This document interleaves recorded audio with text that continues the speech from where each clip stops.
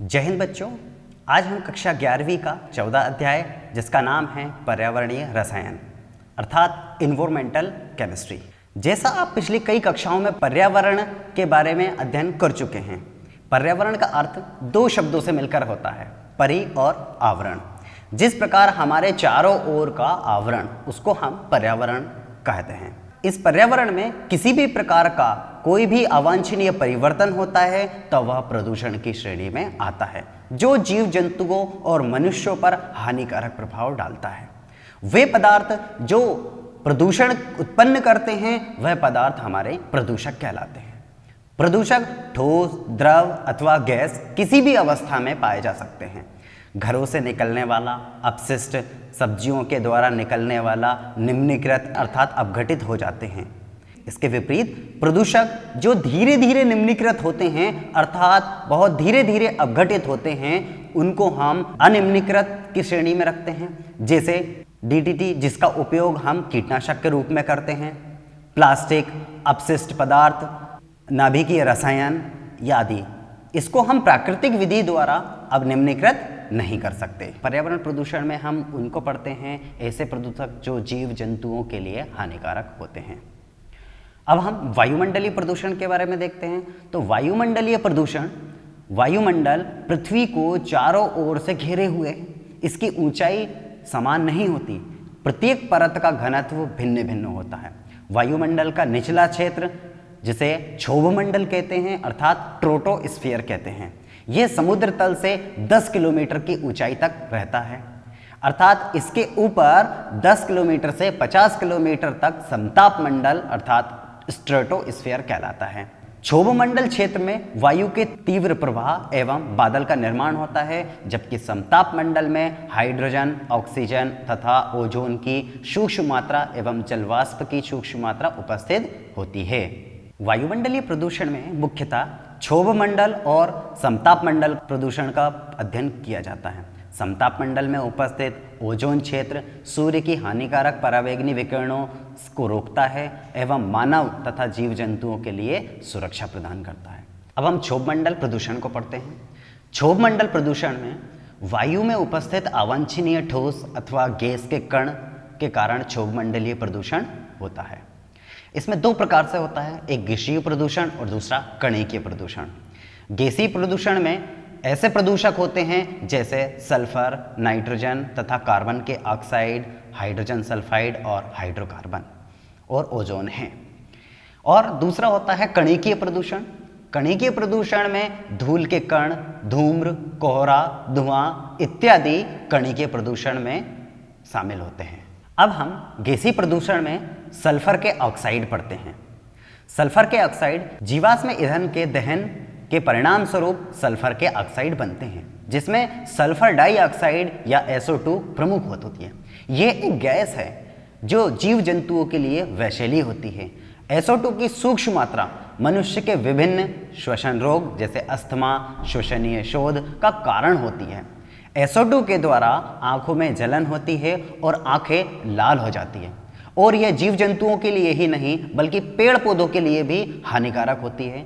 जैसे पेड़ पौधों के लिए SO2 की उच्च सांद्रता फूलों की कलियों में कड़वापन उत्पन्न करती है, जिससे पौधे में पत्तियां, फूल शीघ्रता से गिर जाते हैं। अन्य ऑक्साइड हमारा नाइट्रोजन के होते हैं। नाइट्रोजन के ऑक्साइड वायुमंडल में हम जानते हैं कि नाइट्रोजन 78% पाई जाती है और ऑक्सीजन 21% पाई जाती है।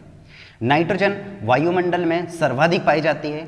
ऑक्सीजन व नाइट्रोजन आपस में क्रिया नहीं करती, परंतु जब बिजली चमकती है तो यह आपस में प्रतिक्रिया करके नाइट्रोजन के ऑक्साइड बनाती है।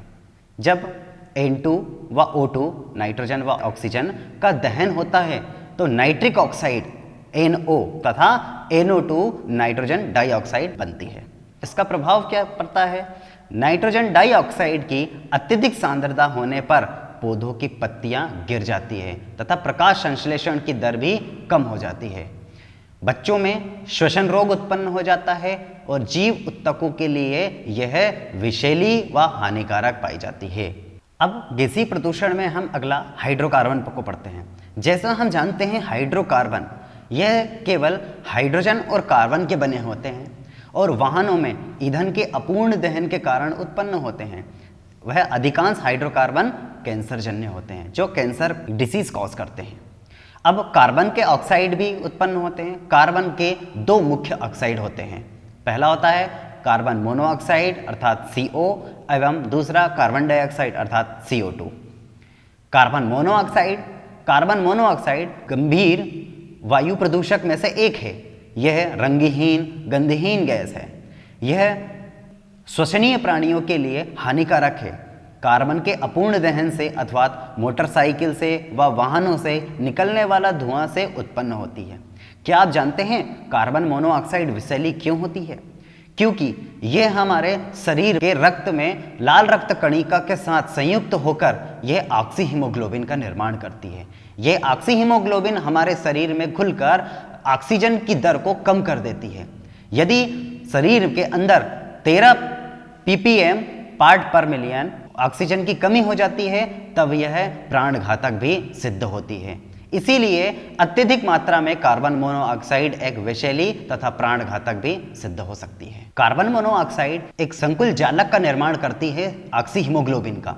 यह ऑक्सी हीमोग्लोबिन हमारे शरीर में घुलकर ऑक्सीजन की कमी करती है। शरीर में ऑक्सीजन की कमी करती है। ऑक्सीजन की कमी से नेत्रहीन तथा सिरदर्द, जी मचलाना आदि पाया जाता है। अब इसीलिए धूम्रपान न करने की सलाह दी जाती है किसी भी व्यक्ति को। अब हम अगला ऑक्साइड हमारा कार्बन डाइऑक्साइड होता है। हम जानते हैं वायुमंडल में 0.03% कार्बन डाइऑक्साइड पाई जाती है। कार्बन डाइऑक्साइड केवल क्षोभ मंडल में होती है अर्थात 0 से 10 किलोमीटर के अंदर अंदर होती है। वातावरण में CO2 की मात्रा को बनाए रखना बहुत अत्यधिक आवश्यक है।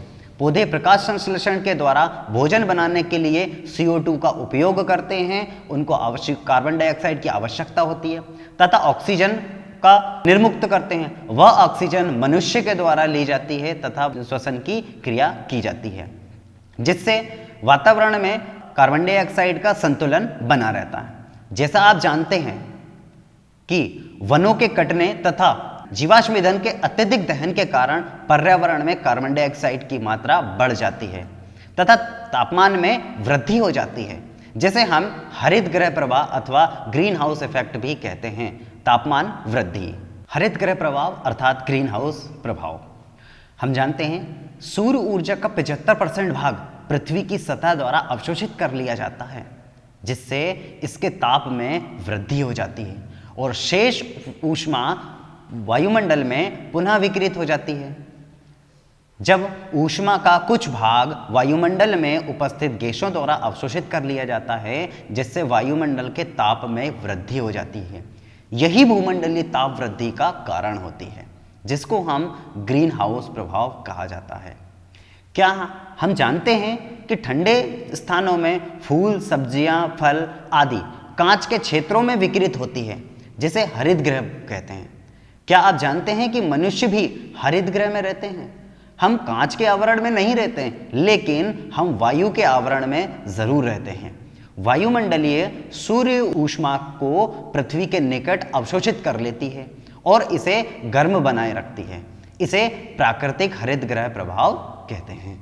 कार्बन डाइऑक्साइड के अतिरिक्त अन्य हरित गैस भी होती है, जैसे मीथेन, जलवाष्प, nitrous oxide N2O, chlorofluorocarbon CFC तथा ओजोन। क्लोरोफ्लोरोकार्बन अर्थात CFC मनुष्य द्वारा निर्मित रसायन है तथा CFC ओजोन को धीरे धीरे क्षति पहुंचा रहा है। पिछले कुछ वर्षों में लगातार तापमान में वृद्धि होती रही है।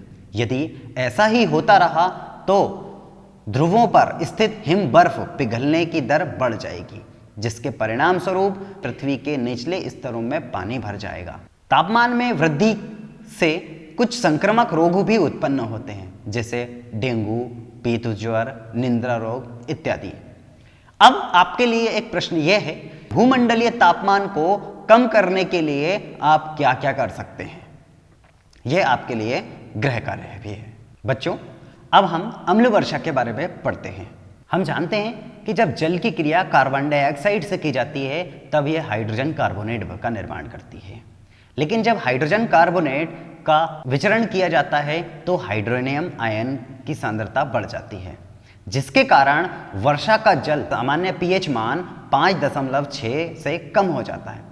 जब वर्षा का जल का पीएच मान 5.6 से कम हो जाता है तो अम्ल वर्षा कहते हैं। अम्ल वर्षा में वायुमंडल में पृथ्वी सतह पर अम्ल निक्षेपित हो जाता है। अम्लीय प्रकृति में नाइट्रोजन एवं सल्फर के ऑक्साइड वायुमंडलीय के ठोस कण के साथ हवा में बहकर या तो ठोस रूप में या जल के रूप में कुहासे के हिम की भांति निक्षेपित हो जाती है।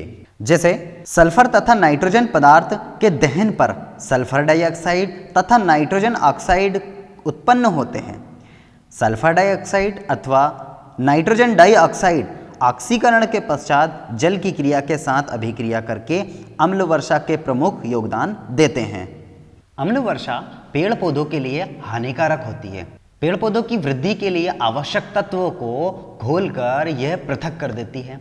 अम्ल वर्षा जब नदी झीलों तक पहुंचती है, जलीय जंतु के जीवन को प्रभावित करती है।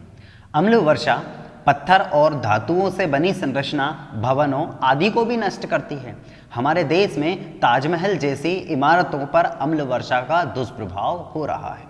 ताजमहल पर अम्ल वर्षा का क्या प्रभाव पड़ता है, आइए देखते हैं। घरेलू कार्यों में ईंधन के रूप में न्यून गुणवत्ता वाला कोयला, केरोसिन अथवा लकड़ी का उपयोग करने पर यह समस्या बढ़ती है, जिसके फलस्वरूप अम्ल वर्षा ताजमहल के संगमरमर अर्थात कैल्शियम कार्बोनेट से क्रिया करती है। तब कैल्शियम कार्बोनेट सल्फ्यूरिक अम्ल से क्रिया करके कैल्शियम सल्फेट का निर्माण करती है तथा यह संपूर्ण विश्व को आकर्षित करने वाले एक अद्भुत स्मारक को हानि पहुंचाती है। अम्ल वर्षा के कारण यह स्मारक धीरे धीरे क्षय हो रहा है और अपना प्राकृतिक रंग तथा आभा खोता जा रहा है। इस स्मारक को नष्ट होने से बचाने के लिए भारत सरकार ने 1995 में एक कार्य योजना का प्रारंभ करने की घोषणा की थी। बच्चों, अभी तक हमने गैसीय प्रदूषण के बारे में जाना, अब हम कणिकीय प्रदूषकों के बारे में अध्ययन करेंगे। जब मोटर वाहनों से उत्सर्जन, अग्नि के धूम्र, धूल के कण, औद्योगिक की राख होती है। कणिक प्रदूषणों का प्रभाव मुख्यतः कणों के आकार पर निर्भर करता है। यदि 5 माइक्रोन से बड़े कण प्रदूषक होते हैं तो वह नासिका में जमा हो जाते हैं, जबकि 1 माइक्रोन के कण होते हैं वह हमारे फेफड़ों में आसानी से प्रवेश कर जाते हैं, जिससे हमारे फेफड़ों में सांस लेने की तकलीफ और कई बीमारियां उत्पन्न होती हैं। जैसे धूम कोहरा। धूम कोहरा 2 शब्दों से मिलकर बना हुआ होता है, धूम और कोहरा। यह धूम कोहरा 2 प्रकार का होता है, एक होता है सामान्य धूम कोहरा और दूसरा होता है रासायनिक धूम कोहरा। सामान्य धूम कोहरे को ठंडी नम जलवायु में होती है। यह धूम कोहरे एवं सल्फर डाइऑक्साइड का निर्माण होता है, इसे अपचायक धूम कोहरा भी कहते हैं। अब हम रासायनिक धूम कोहरे को समझते हैं। प्रकाश रासायनिक धूम कोहरा यह साफ और धूपमयी जलवायु में होता है। ये वाहनों तथा कारखानों से निकलने वाले नाइट्रोजन के ऑक्साइड तथा हाइड्रोजन पर सूर्य के प्रकाश की क्रिया के द्वारा उत्पन्न होते हैं। प्रकाश रासायनिक धूम कोहरे का निर्माण। अब हम देखते हैं कि प्रकाश रासायनिक धूम कोहरे का निर्माण किस प्रकार से होता है। जब जीवाश्म ईंधन का दहन होता है तब सूर्य पृथ्वी के वातावरण में कई प्रदूषक उत्सर्जित होते हैं। इनमें से 2 प्रदूषक मुख्य हैं, एक हाइड्रोजन हाइड्रोकार्बन एवं नाइट्रिक ऑक्साइड। जब सूर्य के प्रकाश में इन दोनों की अन्योन्य क्रिया की जाती है तब श्रृंखला अभिक्रिया होती है, जिससे नाइट्रस ऑक्साइड व नाइट्रोजन डाइऑक्साइड में परिवर्तित हो जाती है। ये नाइट्रोजन डाइऑक्साइड सूर्य के प्रकाश से ऊर्जा ग्रहण करके पुनः नाइट्रिक ऑक्साइड में एवं ऑक्सीजन में विघटित हो जाती है। ऑक्सीजन परमाणु अत्यधिक क्रियाशील होने के कारण ऑक्सीजन O2 के साथ संयुक्त होकर ओजोन में परिवर्तित हो जाती है। उपयुक्त अभिक्रिया में निर्मित O3 शीघ्रतापूर्वक अभिक्रिया से विचरित NO नाइट्रिक ऑक्साइड के साथ अभिक्रिया कर पुनः NO2 बनाती है। यह NO2 अर्थात नाइट्रोजन डाइऑक्साइड एक भूरी गैस है जिसकी उच्च स्तर पर धुंध के कारण हो सकती है। ओजोन एक जहरीली गैस है। नाइट्रोजन डाइऑक्साइड एवं ओजोन दोनों ही प्रबल ऑक्सीकारक भी हैं।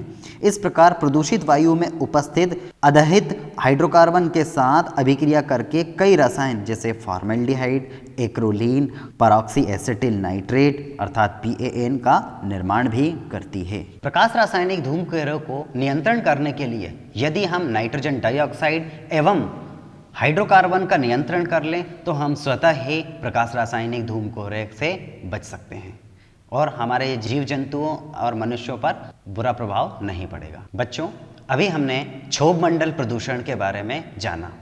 अब हम समताप मंडल प्रदूषण के बारे में अध्ययन करेंगे।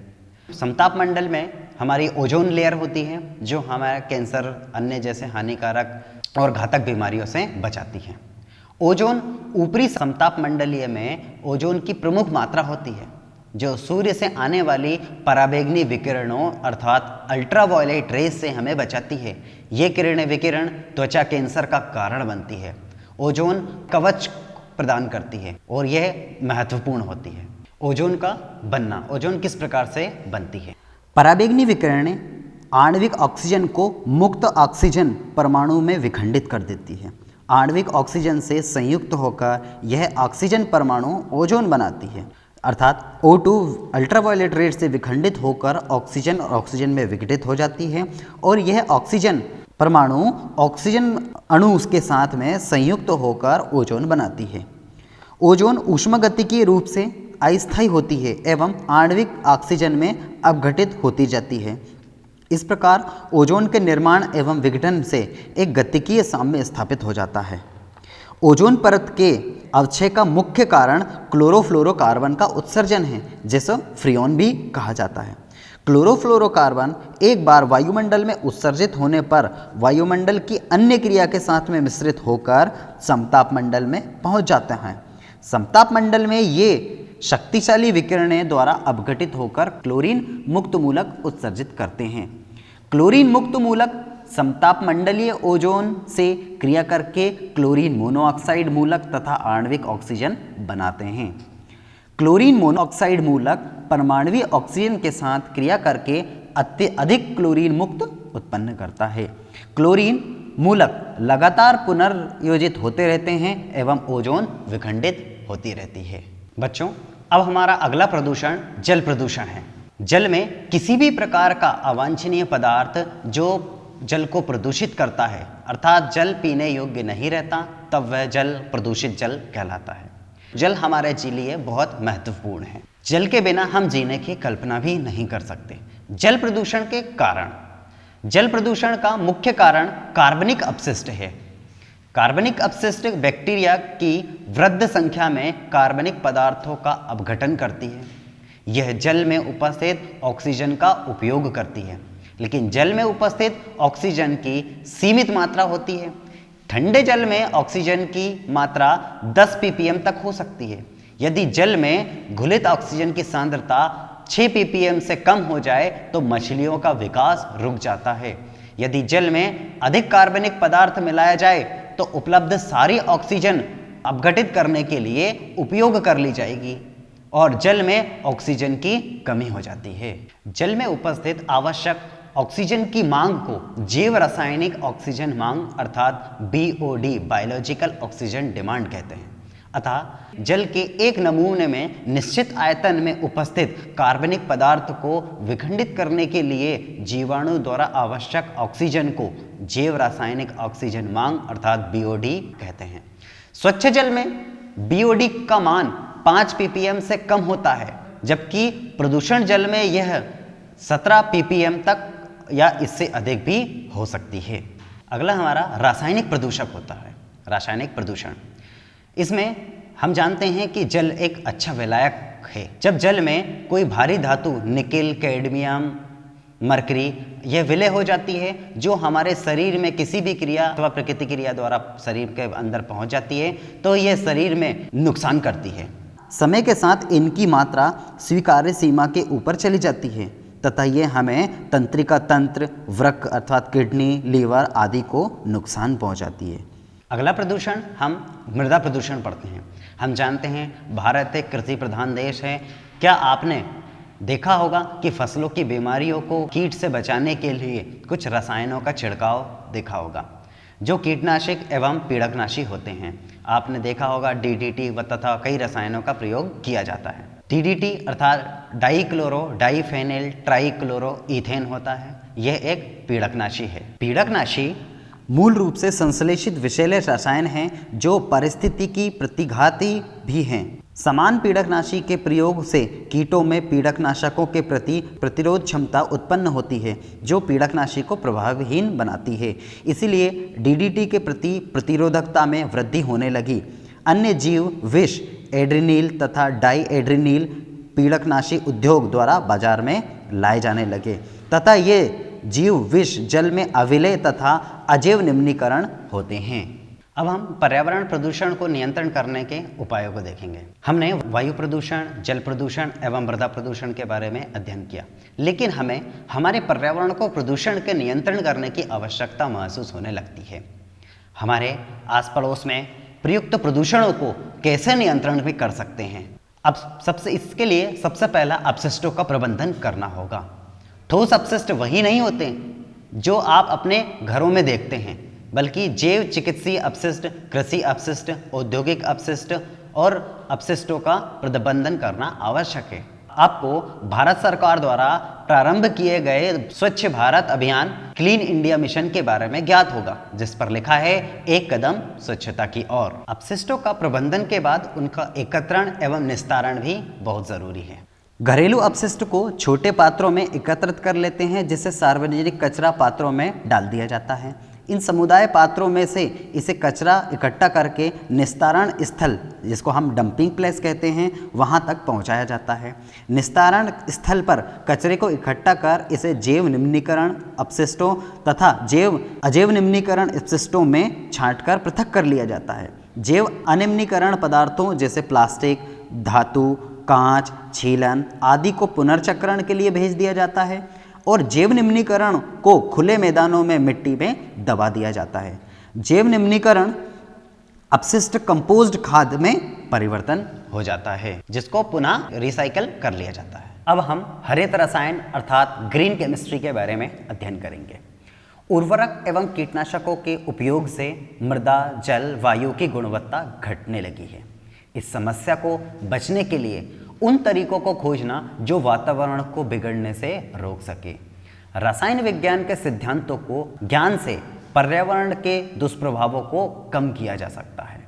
इसी को हरित रसायन अर्थात ग्रीन केमिस्ट्री कहते हैं। हरित रसायन को नोबेल पुरस्कार 1905 में 3 व्यक्तियों को दिया गया जो येज चाउविन, रॉबर्ट एच ग्रुप्स एवं रिचर्ड आर श्रोक हैं। दैनिक जीवन में हरित रसायनों का भी महत्वपूर्ण उपयोग किया जाता है। कपड़ों की धुलाई में, पेपर के विरंजक में, रसायनों का संश्लेषण में और गंदे जल का स्वच्छ करने में। बच्चों, अब आपको सोचना है कि मानव होने के नाते हमारी पर्यावरण को सुरक्षित रखने के लिए क्या जिम्मेदारी होती है और यह आस पड़ोस के लोगों को भी समझाइए। अब हम सबका कर्तव्य बनता है कि हमारे पर्यावरण और आसपास के वातावरण को स्वच्छ रखें। तो अब इसी के साथ हम बोलते हैं, हम सबका एक ही नारा, साफ सुथरा हो देश हमारा। बच्चों, अब आपको कुछ प्रश्न आपके गृह कार्य के लिए दिए जाते हैं, जिनमें से पहला प्रश्न है, अम्ल वर्षा मूर्तियों तथा स्मारकों को कैसे दुष्प्रभावित करती है? दूसरा प्रश्न है, ओजोन छिद्र से आप क्या समझते हैं और इसके क्या परिणाम हैं? नेक्स्ट क्वेश्चन है, आप अपने जीव रासायनिक ऑक्सीजन आवश्यकता अर्थात बायोलॉजिकल ऑक्सीजन डिमांड से क्या समझते हैं? पीड़कनाशी तथा शाकनाशी से आप क्या समझते हैं? उदाहरण सहित समझाइए। हरित रसायन से आप क्या समझते हैं? यह वातावरण प्रदूषण को रोकने के लिए किस प्रकार सहायक हो सकती है?